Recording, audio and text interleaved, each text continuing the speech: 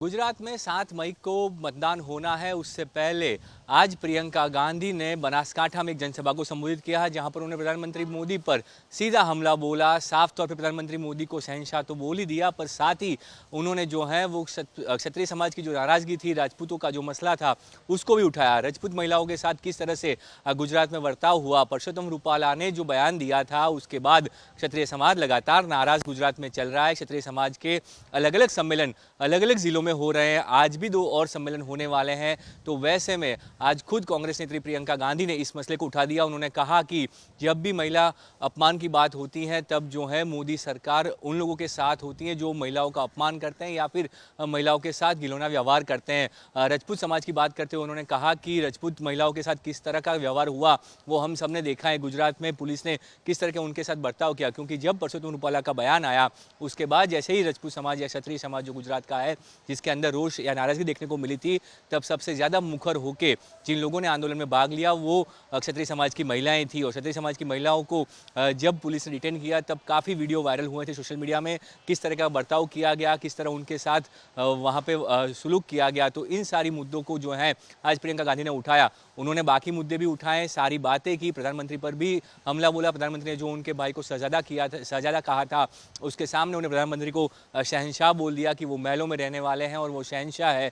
तो इस तरीके से पीएम मोदी पर सीधा हमला उन्होंने बोला। गुजरात में उन्होंने ये बात भी कही कि आप गुजरातियों ने पीएम को सब कुछ दिया, उनको पीएम बनाया, पर उनको आपकी नहीं पड़ी, इसीलिए वो गुजरात छोड़ के वाराणसी से लड़ रहे हैं। तो आज प्रियंका गांधी अलग मूड में थी, पर जो क्षत्रिय समाज का आंदोलन है, जिसमें अब धीरे धीरे जो है समाज की नाराजगी परसोत्तम रूपाला से आगे बढ़कर भाजपा के लिए हो चुकी है और हर जगह क्षत्रिय समाज के युवा ये बोल रहे हैं कि हम बीजेपी के उम्मीदवार को वोट नहीं देंगे, बीजेपी के सामने हम वोटिंग करेंगे। ये प्रतिज्ञा जहाँ पे वो लोग सब लोग रह रहे हैं, तब उस मसले को आज प्रियंका गांधी ने उठाया है। अब देखना होगा कि प्रियंका गांधी का ये मसला उठाने के बाद क्या क्षत्रिय समाज कांग्रेस को सीधा समर्थन घोषित करता है, क्योंकि अभी तक सिर्फ आणंद बैठक को छोड़कर कहीं पर भी क्षत्रिय समाज ने कांग्रेस के उम्मीदवार को सीधा समर्थन घोषित नहीं किया।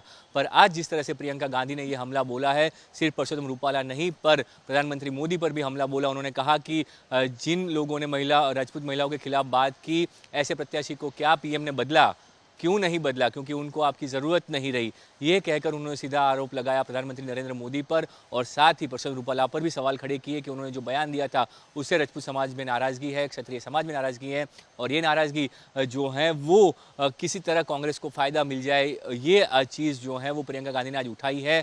आज वो बनासकांठा में थी, ज्ञानीबेन ठाकुर के लिए प्रचार करने पहुंची थी। ये एक सीट ऐसी है जहाँ पर कांग्रेस अपने आप को फाइट में मान रही है। एक बनासकांठा और आणंद, ये 2 सीटें ऐसी हैं जहाँ पे कांग्रेस को जीत की कोई संभावना है, तलाश रही है कांग्रेस की, गुजरात में उसका खाता खुले। तो उसके लिए जो है ये 2 सीटों पर कांग्रेस का फोकस है। आणंद में जो है वो क्षत्रिय समाज ने अमित चावड़ा जो कांग्रेस के प्रत्याशी हैं उनको समर्थन घोषित कर दिया है।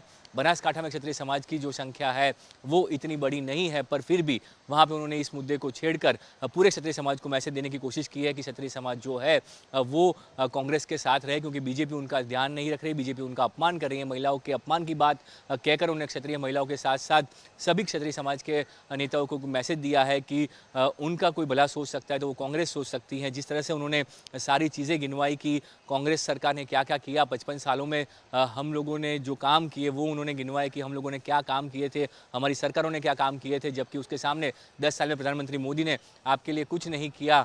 ये मुद्दा कहकर उन्होंने जो है लोगों को समझाने का प्रयास किया। साथ ही कहा कि ये आपको समझना होगा, आपकी जिम्मेदारी है कि आप झूठे भाषणों में ना आए, खोखले वादों में ना आए, और जो नक्कर बातें कांग्रेस कर रही हैं, जो न्याय की बातें कर रही हैं, न्याय पत्र जो उन्होंने जारी किया है उसमें जो बातें कही गई हैं वो सुने और उसका समर्थन करे, ये उन्होंने साफ तौर पे कहा। पर बड़ी बात यही है कि क्या कांग्रेस नेत्री प्रियंका गांधी ने जो क्षत्रिय समाज को अपील कर रही है, उनको लुभाने की कोशिश की है, क्या ये बात क्षत्रिय समाज तक पहुंचेगी? क्या क्षत्रिय समाज जो है इसके लिए तैयार होगा? कांग्रेस के सभी सीटों पर जो उम्मीदवार यहाँ पे चुनाव लड़ रहे हैं 23 सीटों पर, क्या वहाँ पे वो समर्थन देंगे?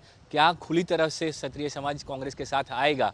ये जो है आने वाले दिनों में साफ हो जाएगा। अहमदाबाद से कैमरामैन जीवन व्यास के साथ ब्रिजेश जोशी, चुनाव आज तक।